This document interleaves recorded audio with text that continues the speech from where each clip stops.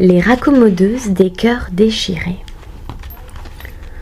Une larme perla au coin de l'œil de Poupée.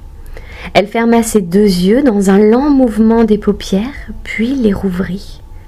Alors, délicatement, elle la recueillit et la déposa dans un écrin. À son contact, la larme se solidifia et devint un pur diamant. Poupée ferma le couvercle et rangea la boîte dans son petit panier. Et voilà, c'était encore arrivé. Quelque part, un enfant était parti, et ses parents, sa sœur, sa famille, ses amis, ne le verraient plus jamais. Leur cœur se brisait, se déchirait, le chagrin les submergeait. À chaque fois que cela arrivait, Poupée et ses amis pleuraient, et leurs larmes se transformaient en diamants.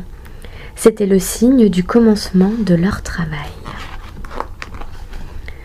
Poupée et ses amis ajoutèrent, à côté du coffret, une paire de ciseaux, une aiguille et un dé, tous les trois en or, ainsi que 3 bobines de fil.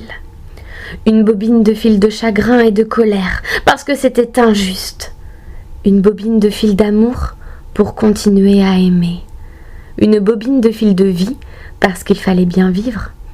Et prenant chacune leur panier, elles se mirent en route. D'abord, elles rendit visite à l'enfant et lui expliquèrent ce qu'elles avaient à faire et pourquoi. Elles avaient grand besoin de son cœur. Il accepta de bon cœur justement, car il savait qu'il n'aurait plus jamais mal, et le leur tendit. C'était comme s'il leur confiait son amour.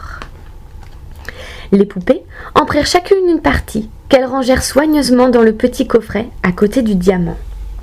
Elles embrassèrent tendrement l'enfant et reprirent leur route, car ces poupées allaient maintenant accomplir le plus beau travail du monde. Elles allaient raccommoder les cœurs déchirés. Elles allaient recoller les cœurs brisés par le chagrin d'avoir perdu quelqu'un. Oh, pas tout de suite, hein. Si elles essayaient trop tôt de recoudre les cœurs déchirés, les coutures lâcheraient et elles devraient tout reprendre. Il fallait d'abord que les larmes coulent jusqu'à former une longue rivière de chagrin. Il fallait laisser passer le temps, et puis un jour, elles pourraient commencer. Une nuit, Poupée et ses amies se rendirent chacune auprès d'une personne qui avait connu l'enfant.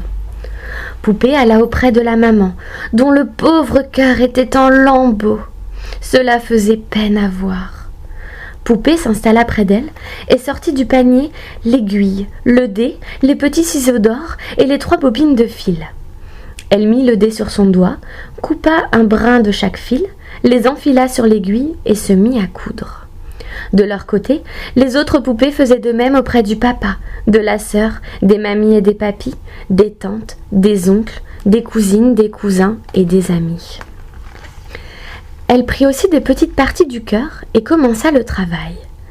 Ah, il fallait qu'elle soit minutieuse et délicate pour accomplir cette tâche magnifique.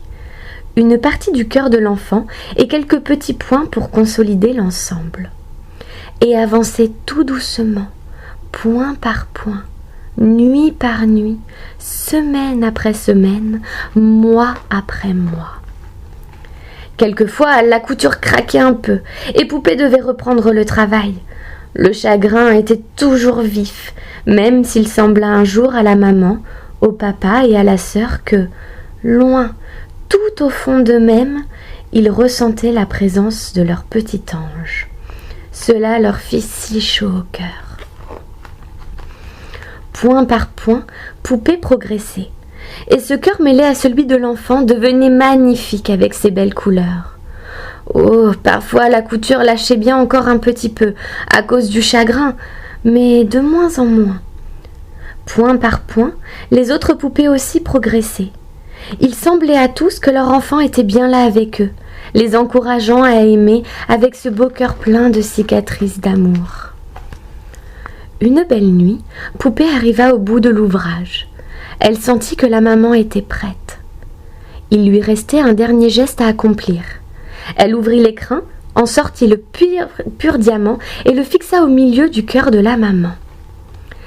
Alors, un sourire éclaira le visage de la poupée et celui de la maman, qui, dans son sommeil, porta la main à sa poitrine. Quand elle s'éveilla, elle sut que son enfant était là pour toujours et que grâce à lui, elle pourrait aimer à nouveau. Il en fut de même pour le papa, la sœur et tous ceux qui avaient connu et aimé l'enfant. Poupée et ses amis rentrèrent chez elle, posèrent leur panier et en rangèrent le contenu. Un sourire éclairait toujours leur visage et elles fermèrent les yeux, apaisées.